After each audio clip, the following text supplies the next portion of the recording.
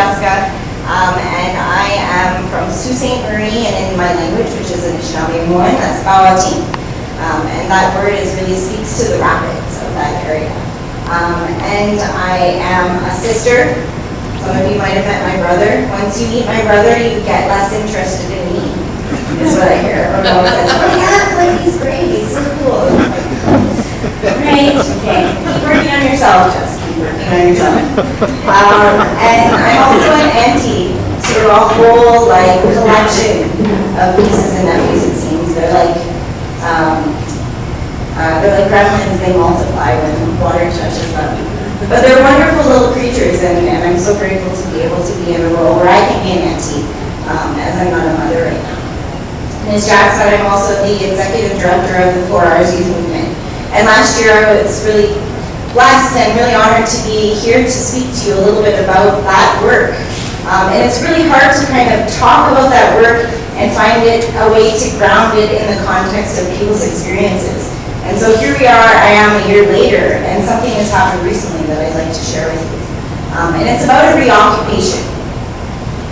And in a lot of ways, I think the work that each and every one of you do is about a reoccupation of a space, of a part of yourself, of a part of your community that you or someone that you love or care about has been pushed out of.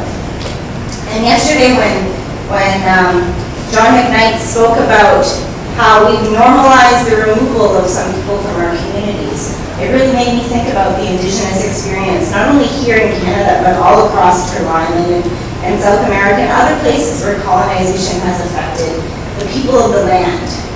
And how normal it is for Indigenous peoples to be disconnected from their communities still. And so that's what I'm going to talk a little bit about today. But I better start at the beginning, which to me is in relation to the land. And the land, you always hear about Indigenous people talking about the land, but because the land wasn't something separate from us, it wasn't something that we owned, it was a relationship that we had. And so this is a picture of me at Lake Superior. And actually, funnily enough, Kristen, my good friend here, who's also from Sault Ste. Marie, took this photo. But it's a place that I always go to. And these waters were traveled by my ancestors, Cliff's ancestors, and other Indigenous peoples for thousands and thousands, tens of thousands of years. And I threw this one in for Kirk. Kirk, are you in here? Because we were talking a little bit about snow yesterday. And so water is so abundant around where I live, and Lake Superior is such a special part of the ecosystem, not only of the area where I live, but all the way down into here, because it feeds all the Great Lakes and all the tributaries that come all within Canada and into the United States. So water is really important. And I'm also a water protector. I belong to the Bolduc Water Protectors, and we're a group of young people who have been talking about how important it is for us to take a stand on what gets put in our waters. To talk about things like nuclear waste that's going to be buried right next to our lakes and rivers. And how important it is for us, not only Indigenous people, but all peoples, to be fighting for the rights of Mother Earth and the water. And it's through the work that I've been doing with young people discussing how we can be sharing this message with others across the country that we decided to occupy Parliament Hill on Canada Day this year. There you go. And so became the idea of a reoccupation. And why a reoccupation? We weren't just going there for the first time. A reoccupation meant that we were asserting our rights as Indigenous peoples to unceded land. Unceded means that the territory there, which belongs to the Algonquin people, was never surrendered. There was no treaty signed. That when Canada was created, that land there was stolen, and the Algonquin people dislocated. So we were asserting our sovereignty, and we were going there in ceremony for 4 days to talk about how important it is for us in a year when Canada is celebrating its creation, that we make sure that we hold that tension long enough to think about the peoples who don't get to benefit from the same things that all Canadians do, Indigenous peoples. And that we think about those first wrongs that were created, that were harmed in the creation of Canada. And that we talk and we dialogue about that. Because if we don't, then we continue to erase not only our history, but our future. and the gifts that Indigenous people have to offer this country and all over the place. We deny those to ourselves and to each and every one of us in the future of a nation that could be a beautiful nation of many nations. Does anybody know how many First Nation communities there are in Canada? 640. Jack's very good there. Jack says 640. I think yeah, around 600. And over 60 languages, distinct languages. And of course we have our friends to the north in the Inuit homelands who are of a completely distinct and unique culture. We also have Métis people who in some ways are kind of the first Canadians because their culture was created out of the connection and love connection in some ways between Indigenous peoples and French settlers that were here a long, long time ago. And so it's really important for us to talk about this history because our communities are so disconnected and need so much healing. This is a painting here by Kent Monkman. He's a Cree artist.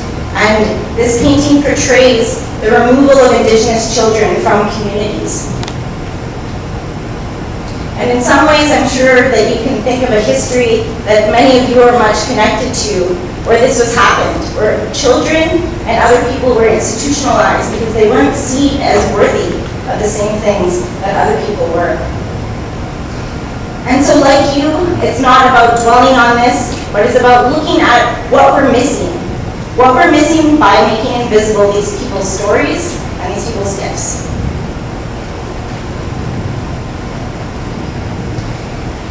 And so 3 days before Canada Day, we decided to put a TV up on Parliament Hill. And so day one, we gathered together in circle in Ottawa. A group of us came from Sault Ste. Marie, some drove, some flew. They threw my fire pit in the back of the car and anything else you might need, some snacks and all the different things for a road trip, and headed off to Ottawa. And this photo to me is really important because to me it shows how surprising and how uplifting it can be to have allies. And so when we came in on Ottawa, we had gathered together a group of Indigenous young people. But when the time came to march down onto Parliament Hill, we were joined by people from all generations, all colors, all experiences and backgrounds who just believed in the story that we were trying to tell. And while we came there to start a ceremony for 4 days, we were met with a lot of violence. And although we came there with these TV poles, and I'm not sure if anybody here knows anything about the structures that Indigenous people use for ceremony and also for our homes, but these TV poles teach us a lot. Each pole that is erected has meaning and has purpose. Each pole tells us about different kinds of values that help us to build community, help us to create sacred spaces for healing. And so we carried those values, we carried those teachings on our shoulders, and we brought those down to Parliament Hill. And within 15 minutes, 9 people were arrested. They targeted the men that were going to be in ceremony for 4 days, and they targeted our elders. And their tactic was fear, their tactic was violence, and we met them with love, and we met them with peace. And that was really hard to do. And so their second tactic was, they'll get tired and they'll go home. But we didn't. We started to slowly spark the flames of community at the gates of Parliament Hill. And hours went by. Those who were detained were put way far away from us, locked up where we couldn't see them. In many ways, those were some of the young people who were providing us guidance, the elder that was providing us guidance. And they told us, why didn't you get a permit? Right, we should have thought about that. I think about ourselves, 6 months before going, we should get a permit to put a TV up at Parliament Hill on Canada Day because I think we would really like that. And we said, well, we didn't fill out the paperwork because we didn't have, know, Form T4, 85,000. And we also didn't have 10 years to wait to be able to make this statement. So we just came here and we showed up. But our approach in coming to perform ceremony, armed with the rights that we had as Indigenous peoples through the United Nations Declaration on the Rights of Indigenous People, to perform our ceremony and to be in ceremony wherever we needed to be, because land for us was our structures, land for us are our synagogues, land for us are our churches, that we had every right to be there. And so we waited, and we negotiated, and we waited, and we negotiated. And fear and violence that turned to waiting it out and tiring them out turned to kindness. And we had people saying, well, why don't you just put it up on Victoria Island? Is anyone from Ottawa? I know Ottawa is.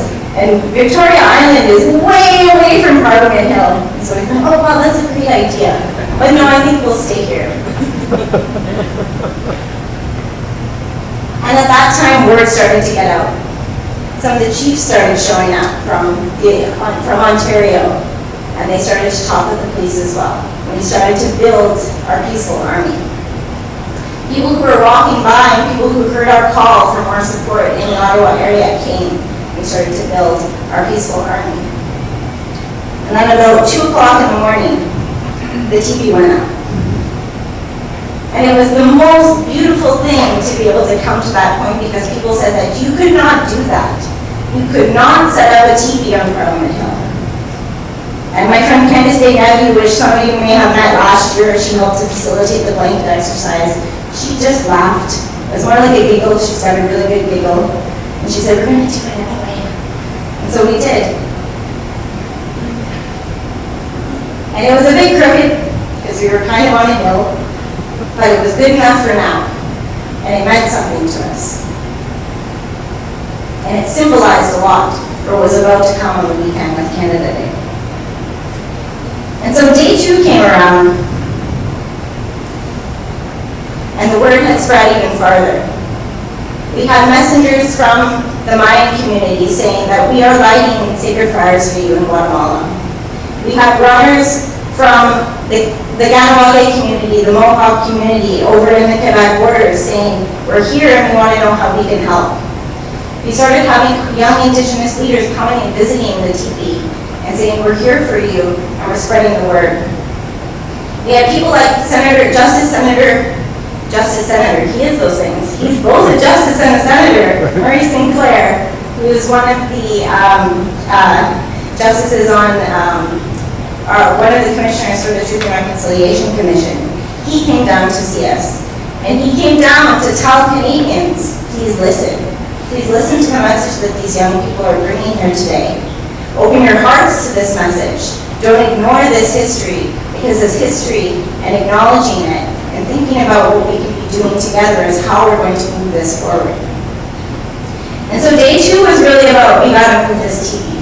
This is not a place for a TV to belong, said Chief Reg Nagojonong from Union of Ontario Indians. He said, it's not safe here. You can't keep a TV here. It's going to fall down.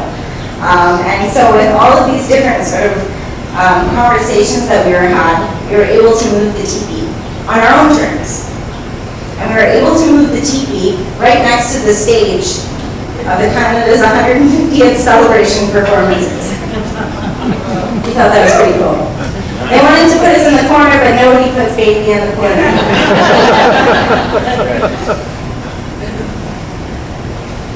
And so we took down the teepee, and we bundled it up, and we brought it all the way out into the road. This is a picture of us heading down there, and we sang songs, and we brought this teepee to the place where it would stand for 2 more days. But this time not out of fear, but out of love and compassion and all of the things that each of those peoples carried with them. We were able to do that. And as we crossed the threshold with RCMP, with the Ottawa Police Services, with all of these different people who had come to support us, every single one of them walked through smudge. And smudge is a medicine that's used in many indigenous cultures, but from Anishinaabe people, the sage is such a sacred medicine because it helps to balance us. And it helps to cleanse ourselves of those negative energy. So everything that came onto that site came on in a good way. And so that was how we sort of recentered and refocused the work that we were doing. This is just a picture of all the awesome people who are carrying all the TV bowls. And they're heavy. Imagine holding those on your shoulder for like 4 hours standing there. Because you wouldn't want to put them to the ground. You wouldn't want to throw your values and the teachings and the things that you learned just on the ground with no thought or care. You want to put intention to how you put those there. And that's what we did. And so our little teepee came to rest. Oh, you can't really see, but you can kind of see.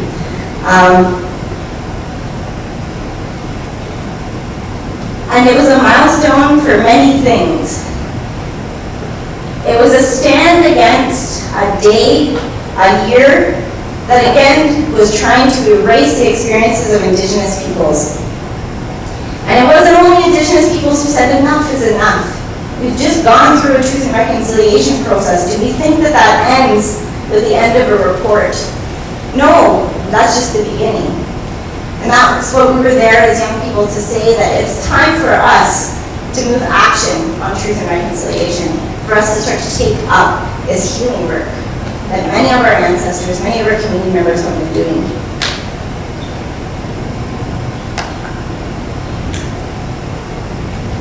And it rained. Oh, did it rain? It's like, just when you think that, everything's going to be all nice and great. No, it poured rain. And on day 3, the Prime Minister showed up. So that meant something, I suppose. Although he showed up unannounced right after sunrise ceremony and burst into the teepee with the fasters and those who were in ceremony, the young people who were a part of that, I got a text from Candace because I was offsite, and she goes, "Holy, get down here, the Prime Minister just showed up." And so I made my way down there. But these young people held him accountable. They said that this is not okay. The way that the celebration is being presented is not okay. And it's never not about celebrating what's good about this country. It's when that is done by invisibilizing the experiences of Indigenous peoples or other people, that's not okay. And that was the balance that we were trying to create there. There's Candace. We're here to unsettle 150. And as Canadians, I think sometimes everyone talks about Canada as being this polite nation, but I think that Canada actually is polite because we run away from conflict. We run away from the things that cause us discomfort.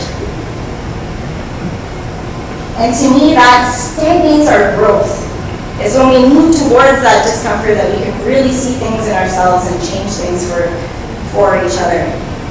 And so there was one thing that we wanted to do that day, because while there was young people who were fasting for 4 days, while there was young people in ceremony, we had to lit a sacred fire. And that was really important for us. It was really important for me because we packed my fire pit and it was just sitting there doing nothing.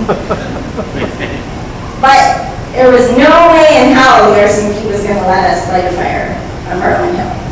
But we heard that before. There's no way you're going to be able to do this. And so, at sundown on Friday, just before Canada Day, all of the people who had been there through the rain and the sunlight, the mud, the insults, the community building, the giant guns that were being carried by RCMP, the snipers who were up in the buildings looking down on us and others who were gathering for the celebrations, we joined in arms, just like we did when we started at TSI. And we started to round dance. And while the round dancers were dancing, and while the drummers were drumming, and the singers were singing, me and Johnny and Freddie were in the tent lighting the fire. Because we had smuggled wood in very carefully, with every person who would come to sort of bring a box of tarps or some ponchos or some blankets or some clothing or some food, we hid the wood that we had brought in the blankets, underneath the food, and we carried them from that first teepee site to the other teepee site. And so we had lots of wood. We had lots of wood, we had lots of things to start our fire, but what we didn't want them to do was to shut it down. But that's why community came.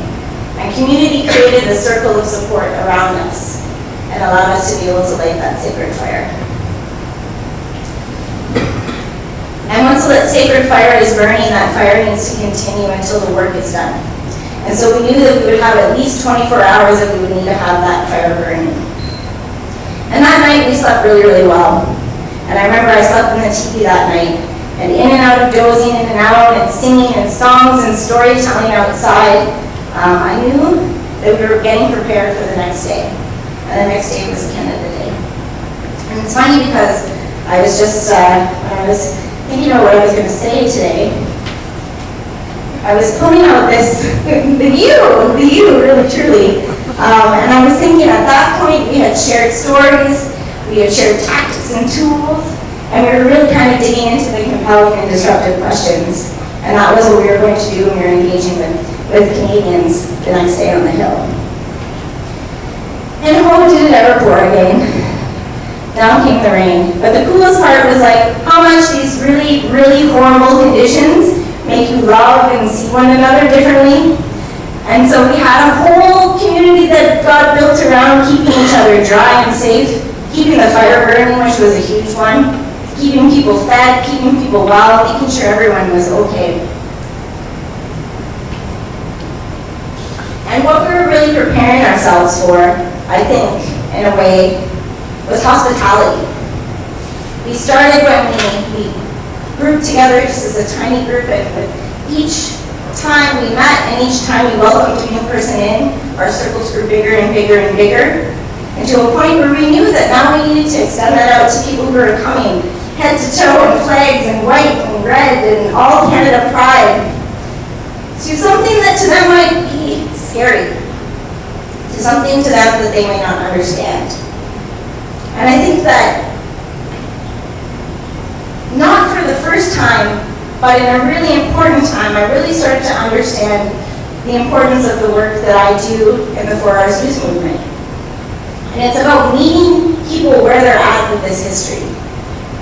Thinking about what are our pathways to come to learn and understand the history of Indigenous peoples. Not only that history, but how that shows up and affects us today, whether we're Indigenous or non-Indigenous. And that first place is really engaging in a conversation with someone. Meeting them face to face, coming to know everything about them, or maybe not everything about them. But it's about having and showing people how they can belong. And that they belong to this conversation, they belong to building the future that we all want to create.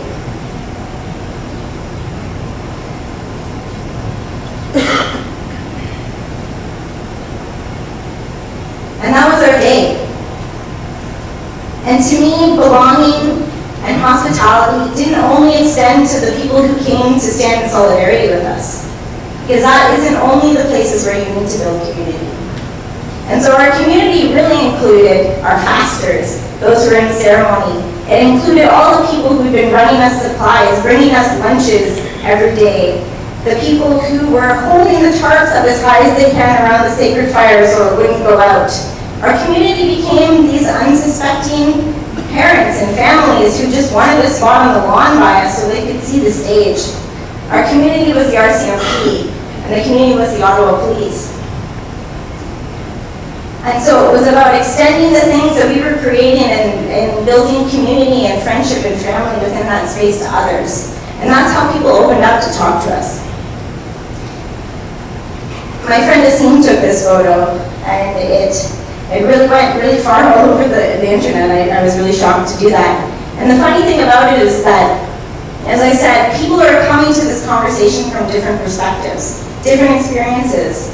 And when you say, a picture says 1,000 words, what's that expression? I'm sure it's something in 1,000 words. I'm not good with expressions. But that one, you know the one I'm talking about. It was so fascinating to me to see the ways in which people would interact with this photo online and on the internet. To some, it was a peaceful exchange. And it meant a lot to them to be able to see an RCMP officer see and respect our customs and ceremonies. To others, they saw it as threatening, and they saw a power imbalance and a power dynamic happening between me and this man. And for some, they saw mocking. They saw this woman in the background who was laughing at what we were doing, like it was silly. And it just shows us all the different ways in which this history impacts us about who we are and how we see the world today. And for me, this was a beautiful exchange.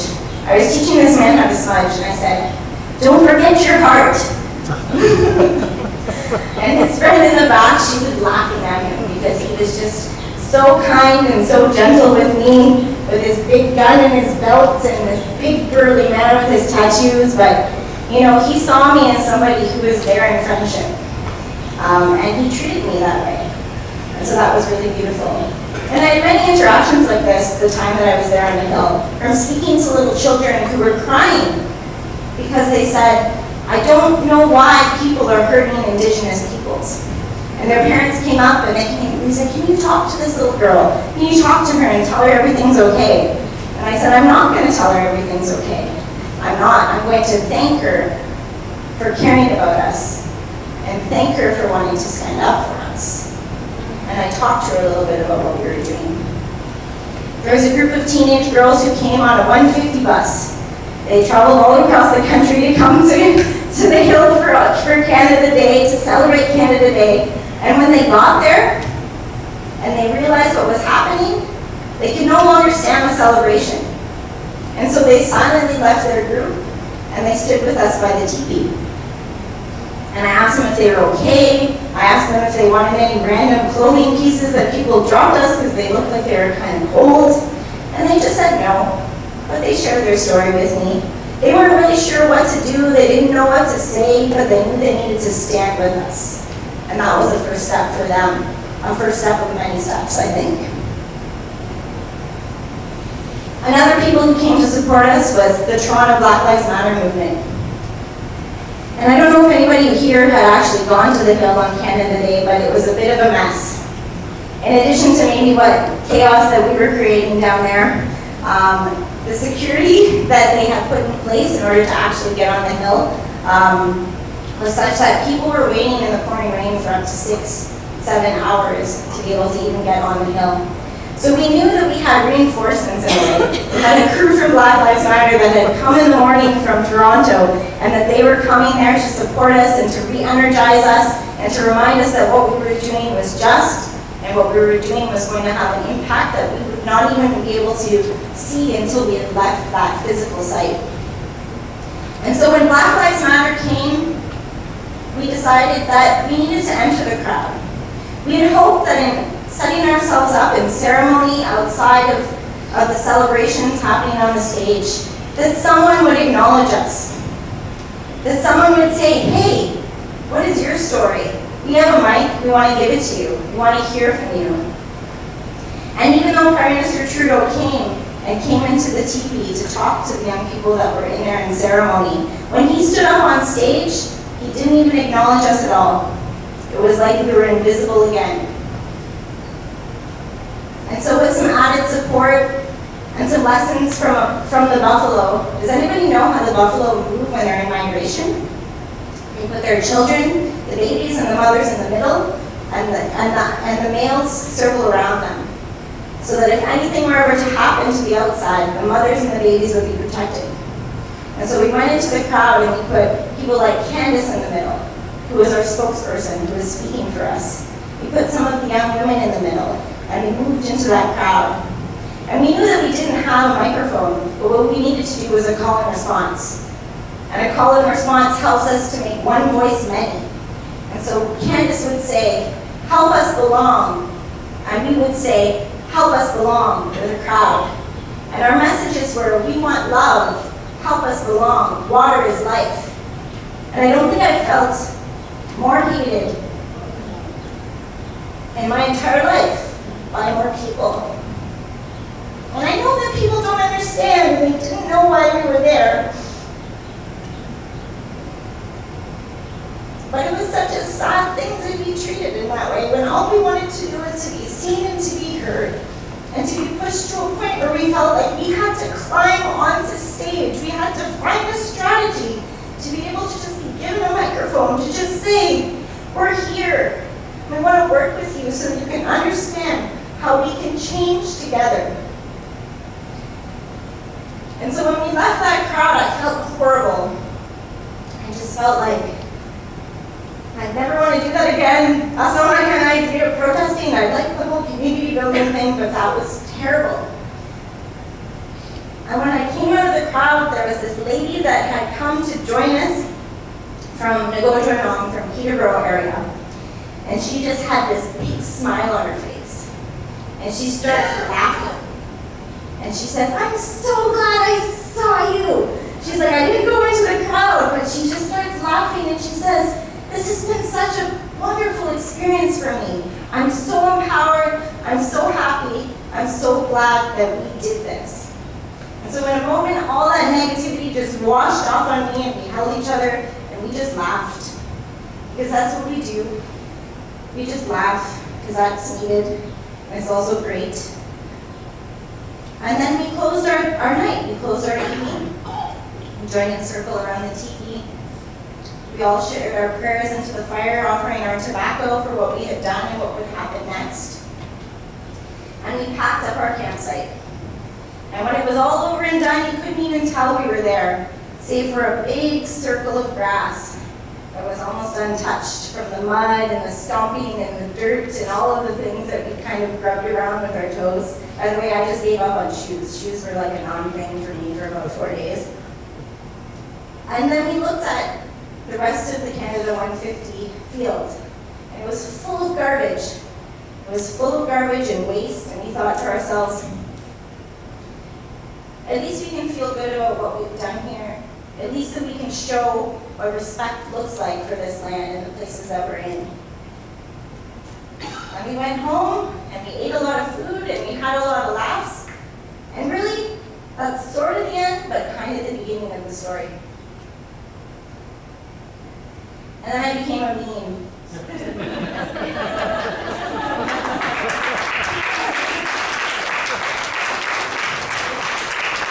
Personally, my legacy, I don't need to do anything else with my life because I already became a meme. But we went home the next day and we traveled home in cars together. And we celebrated what we did with a big steak dinner. And so that's the end of that story of that weekend, but the beginning of a story for many. After coming home, we found out that what we did, and because we did it before Canada Day, we triggered the reoccupation of many sites across Canada. We triggered conversations between parents and children that never would have been happening before. Between communities, between people like the Prime Minister and his supervisors, or well, that's actually funny to say, not his supervisors, his advisors, but maybe they're his supervisors. And we started conversations in our own communities, in our First Nation communities, to show people that we can do anything that we want, and that we don't need structures, and we don't need funding, and we don't need these programs. In fact, that everything that we have that we need is in our community, and that we just need to remind ourselves of that. Miigwech for listening to me and this